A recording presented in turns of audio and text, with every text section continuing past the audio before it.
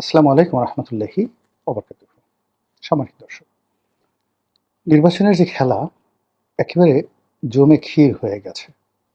অসাধারণভাবে শুরু হয়েছে নানা রকম খেলাধুলা, পর্দার আড়ালে এবং পর্দার সামনে, দিনের আলোতে এবং রাতের আলোতে। খেলা শুরু হচ্ছে দেশের প্রত্যন্ত অঞ্চলে, যেখানে প্রার্থীরা নির্বাচনের জন্য ঘোরাফেরা করছে। খেলা শুরু হয়েছে ক্ষমতার যে সকল কেন্দ্র রয়েছে, কি সেক্রেটারিয়েট, কি যমুনা, অথবা ধরুন অন্য যে স্পর্শকাতর রাষ্ট্রের জায়গাগুলো রয়েছে, সেখানে নানা রকম সমীকরণ হচ্ছে। খেলা হচ্ছে রাজনৈতিক দলগুলোর মধ্যে জোট করা না করা নিয়ে। খেলা হচ্ছে দেশের বাইরে, দিল্লিতে, রাওয়ালপিন্ডি তো এখন আর নেই, ইসলামাবাদে। খেলা হচ্ছে বেইজিংয়ে, লন্ডনে, নিউ ইয়র্কে, ওয়াশিংটনে, সৌদি আরবের রাজধানী রিয়াদে এবং কাতারের রাজধানী দোহাতে। আপাতত এখানেই শেষ করি। খেলা হচ্ছে ব্যাংপাড়াতে, খেলা হচ্ছে আন্ডারওয়ার্ল্ডে, যারা গুন্ডা বদমাশ থেকে শুরু করে চোরা কারবারি, তাদের মধ্যে খেলাধুলা হচ্ছে। তো এ সকল খেলাধুলার মধ্যে নির্বাচনের যে তফসিল, এটি ঘোষণা হয়ে গেছে।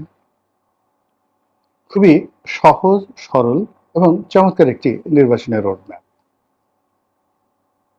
প্রধান নির্বাচন কমিশনার ঘোষণা করেছেন।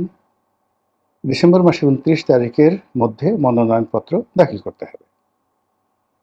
তারপর সেই মনোনয়ন যাচাই বাছাই শেষ করে ফেব্রুয়ারি মাসে যেভাবে প্রথমার্ধে, মানে 15 তারিখের আগে নির্বাচনের কথা প্রধান উপদেষ্টা বলেছিলেন, ঠিক সেইভাবেই একটি তফসিল ঘোষণা করা হয়েছে।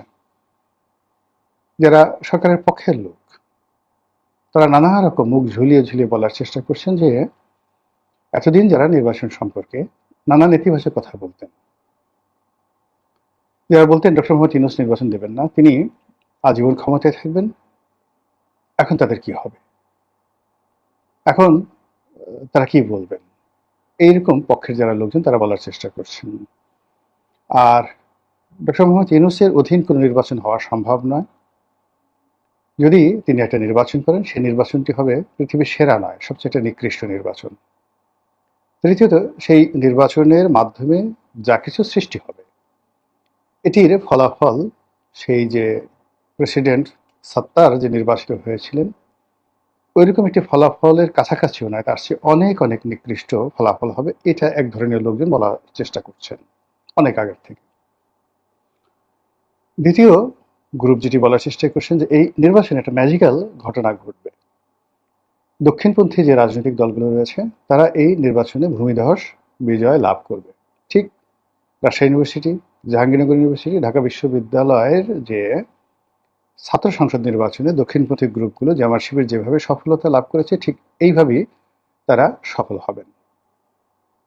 আবার আরেক পক্ষ বলার চেষ্টা করছেন যে সরকারের যে দুর্বলতা রয়েছে এই মুহূর্তে, সেই দুর্বলতার প্রেক্ষিতে আইন শৃঙ্খলা রক্ষা করা, মানুষের মনে বিশ্বাস প্রশ্বাস ইত্যাদি সৃষ্টি করা এবং মানুষকে ভোটের মাঠে ভয়হীন করার জন্য রাষ্ট্রের যে শক্তিমত্তা দরকার, সেটি নেই। ফলে একেবারে দলীয় পান্ডা যারা, প্রার্থীদের পক্ষে যারা জীবন বাজি রেখে কাজ করতে আগ্রহী, অথবা যারা ভাড়ায় খাটবেন টাকা পয়সার বিনিময়, এই দুটো গ্রুপ নির্বাচনের মাঠে মিছিলে মিটিংয়ে সক্রিয় থাকবে। কিন্তু যেহেতু জননিরাপত্তা এখানে কাঙ্ক্ষিত পর্যায়ে পৌঁছেনি, কাজে জনগণ এখানে স্বতঃস্ফূর্তভাবে নির্বাচনের মাঠে উপস্থিত হবে, ভোট প্রদান করবে। এটা বলতে গেলে অসম্ভব। 5% to 6% লোক ভোট কেন্দ্রে আসতে পারে, এইভাবে অনেকে ক্যালকুলেশন করার চেষ্টা করছেন। যারা এই ক্যালকুলেশনের বাইরে, তাদের বক্তব্য হলো যে এখানে মানে সকল মানুষ আওয়ামী লীগের প্রতি রাগ হয়ে আছে, সকল মানুষ ভোট দেওয়ার জন্য উন্মুখ হয়ে আছে। তারপর বিশেষ করে যে এই মুহূর্তে প্রায় 50% তরুণ সম্প্রদায় আছে, যাদের বয়স 50-এর নিচে, এবং যাদের একটা বিরাট অংশ, অলমোস্ট 40%, যারা জীবনে ভোটই দেয়নি, তারা এই বছর হুমড়ি খেয়ে পড়বে ভোটের ময়দানে ভোট দেওয়ার জন্য।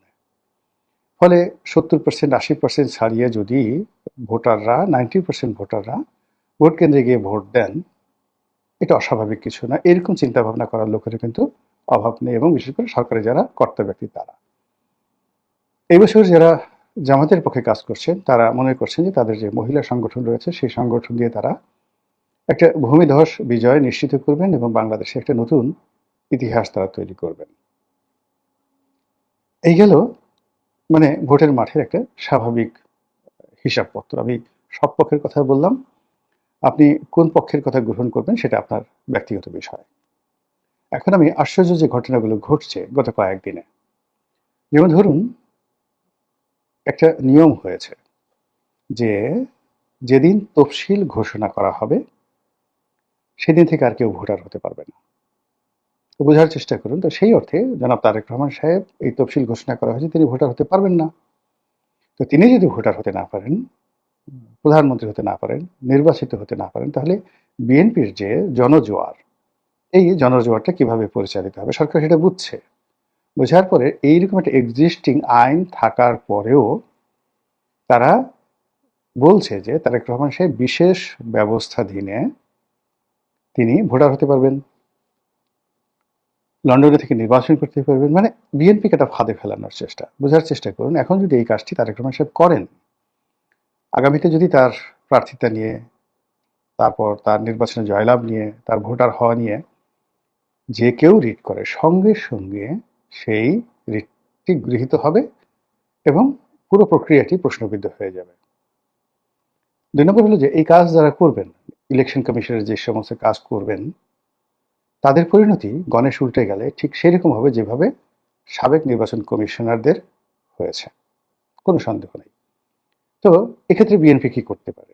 বিএনপি সেটা হলো ওই যে আইনটি, সেই আইনটি তারা মানে রদ করার জন্য সরকারকে চাপ প্রয়োগ করতে পারে যে ভোটের একদিন আগেও বা ২৪ ঘন্টা আগেও যে কেউ ভোটার হতে পারবেন। আর নির্বাচনের তফসিল ঘোষণার পরে মানে যেদিন মনোনয়নপত্র জমা দেওয়ার শেষ দিন তার আগের দিন পর্যন্ত যে কোনো প্রার্থী ভোটার হয়ে অংশগ্রহণ করতে পারবেন। এরকম বিধিবদ্ধ আইন না করে আগের যে আইন সেটার উপর একটা ধামাচাপা দিয়ে বিএনপিকে একটা ফাঁদের মধ্যে ফেলে দিলে বিএনপি নির্ঘাত নির্বংশ হয়ে যাবে। তো বোঝার চেষ্টা করুন যে কি ফাঁদটা বিএনপির জন্য পাতা হয়েছে। এই গেল এক। ২ নম্বর হলো যে শেখ হাসিনার কথায় কিছু যাকে বলা হয় নতুনত্ব লক্ষ্য করছেন। তিনি তার স্বাভাবিক যে কথাবার্তা তার বাইরে গিয়ে তিনি সেই যাকে বলা হয় বেগম জিয়ার যে অসুস্থতা এটা নিয়ে তিনি দুঃখ প্রকাশ করেছেন, সহানুভূতি জানিয়েছেন এবং তার মঙ্গল কামনা করেছেন। রাখেন এখন এটা এখানে। দ্বিতীয়ত জনাব তারেক রহমান সাহেব সম্পর্কে মার্কিন যুক্তরাষ্ট্রের যে গোপন দলিল সমূহ, অর্থাৎ ২০০১ থেকে ২০০৬ পর্যন্ত হাওয়া ভবন সংক্রান্ত যে সকল মানে গোপন দলিল ছিল সেগুলো এই সময়টিতে হঠাৎ করে উন্মুক্ত করে দেওয়া হয়েছে, ওপেন। এটা আমি একটা নেটে একটা জিনিস পেলাম, এটা আমেরিকান সরকারের পক্ষ থেকে এটা করে দেওয়া হয়েছে। এবং কেন এই সময়টাতে আমেরিকা সেই জিনিসটি করে দিল, এটা হলো ২ নম্বর। ৩ নম্বর হলো যে জনাব তারেক রহমান সাহেব ব্যক্তিগতভাবে অনেকদিন তিনি মানে যাকে বলা হয় জামাতের ব্যাপারে উদাসীন ছিলেন, অনেকদিন প্রেমমুগ্ধ ছিলেন এবং অনেকদিন রেজিস্ট ছিলেন। জামাতের ব্যাপারে নেতিবাচক কোনো কথা বলে তার দরবার থেকে কেউ ফিরতে পারত না। অলানি ছাড়ে তিনি ইউটার্ন করেছেন এবং তিনি এবং তার দলের যে সকল নেতাকর্মী জামাতের বিরুদ্ধে বলছেন, এটা বিএনপি রাজনীতির সঙ্গে ১৮০ ডিগ্রি অ্যাঙ্গেলে সাংঘর্ষিক। ২ নম্বর হলো যে দলের মধ্যে যে সকল লোক জামাত বিরোধী এখন তারা দলের কাছে খুবই গুরুত্বপূর্ণ হয়ে উঠেছেন, বিশেষত মুক্তিযোদ্ধা ফজলুর রহমান সাহেব। আর যেখানে স্বয়ং তারেক রহমান সাহেব জামাতের বিরুদ্ধে যে কথাগুলো বলছেন এটা খুবই কগনিজেন্সে আনতে হবে। ৩ নম্বর হলো যে বিএনপি যেভাবে নির্বাচন এবং অন্যান্য বিষয় নিয়ে যাকে বলা হয় গ্রিন মানে গ্রিন সিগন্যাল দিয়েছিল সরকারকে এবং সরকারের প্রশংসায় পঞ্চমুখ এবং ডক্টর মোহাম্মদ ইউনূসকে তাদের একান্ত আপনজন হিসেবে মনে করেছিল, ইদানিং বিএনপি নেতৃবৃন্দের কথাবার্তায় একটা বিরাট গ্যাপ তৈরি হয়ে গেছে। অন্যদিকে এনসিপি মানে কিংস পার্টি। তো তারা যে সকল কথাবার্তা বলছে, তারা ইলেকশন কমিশন সম্পর্কে বা তাদের নিরপেক্ষতা নিয়ে প্রশ্ন করছেন, এবং কোনো অবস্থাতেই তারা একটা জোট করার ব্যাপারে হালে পানি পাচ্ছেন না।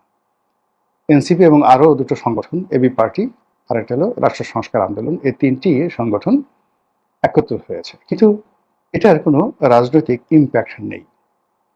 অন্যদিকে বিএনপি যে সকল ঘনিষ্ঠ বান্ধব, সেই বিপ্লবী ওয়ার্কার্স পার্টি বলেন, গণ অধিকার পরিষদ বলেন, আমজনতা পার্টি বলেন, আমজনতা পার্টির প্রধান যিনি জনাব তারেক রহমান, তার নামও তারেক রহমান, তো তার সেই দল বলেন, আমদালিব রহমান পার্থর দল, এনডিএম মানে ববি হাজ্জাজের দল, জুনায়েদ শাকির দল, তারপরে আসম আব্দুর রব সাহেবের দল, তারপর এরকম যাদের সাথে ওই মামুনুল হকের দল, যাদের সঙ্গে তাদের যাকে বলা হয় দীর্ঘকালীন রাজনৈতিক সমঝোতা, এখানে সবাই আশা করেছিল যে অন্তত 100টি আসনে তাদেরকে ছাড় দেওয়া হবে।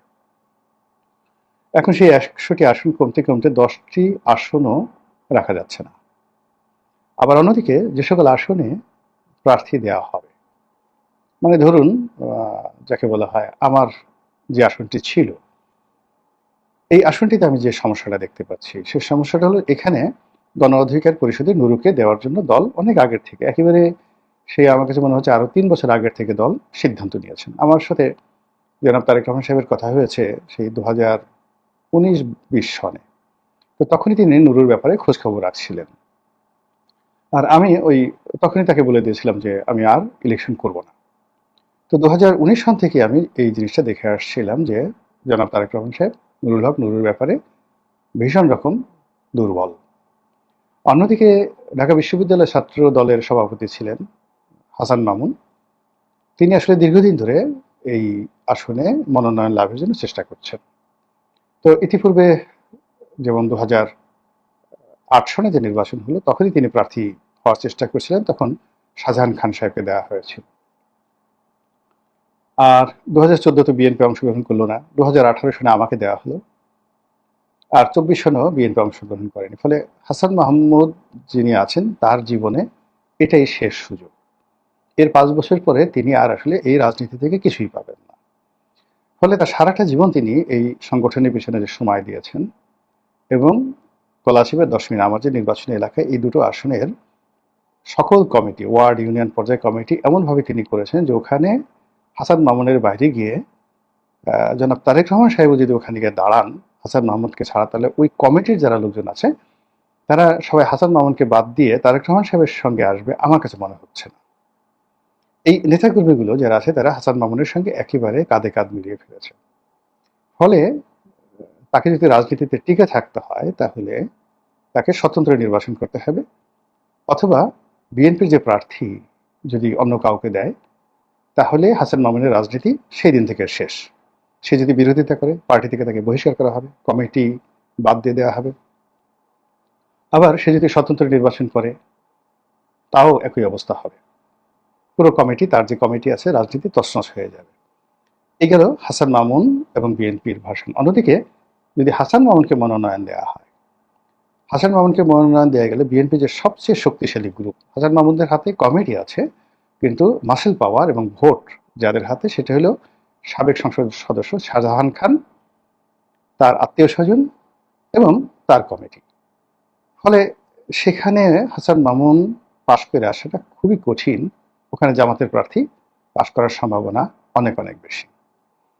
নুরুল হক নুরু যদি তার নিজের দল থেকে দাঁড়ায়, যেহেতু আসলে গলাচিপা 10 মিনিট আমার যে নির্বাচন অত্যন্ত ম্যাচিউর একটা এলাকা, এখানে যারা ইতিপূর্বে সংসদ সদস্য হয়েছেন এবং জনপ্রিয় হয়েছেন, সাস্টেন করেছেন, তাদের সবার এডুকেশন, অভিজ্ঞতা এবং ওই এলাকার জনগণের প্রতি তাদের যে কন্ট্রিবিউশন, নিজের পকেটের অর্থ খরচ করে জনগণের সেবা করার যে একটা ঐতিহ্য রয়েছে ভীষণ রকম। আমি যেমন ধরুন ওখানে একসময় শিক্ষামন্ত্রী ছিলেন বাতেন তালুকদার সাহেব, তারপরে এর আগে ছিলেন বারেক মিয়া সাহেব, তারপর ক্ষমা জাহাঙ্গীর সাহেব, তারপর আমি ছিলাম। আমরা সবাই নির্বাচিত হওয়ার আগে 10 বছর 12 বছর নির্বাচনী এলাকায় আমাদের সর্বস্ব, মানে সময়, টাকা, মানে যত কিছু খরচ করেছে, ফলে মানুষের হৃদয় ওইভাবে আন্দোলিত হয়েছে। কিন্তু দেখা গেল যে আপনি খুব মামুন যেটা করছে সেটা শুধুমাত্র রাজনৈতিক দল, কিন্তু মামুনের যেহেতু ব্যবসা নাই, বাণিজ্য নাই, তার স্ত্রী চাকরি করে, সীমিত অর্থ দিয়ে মানে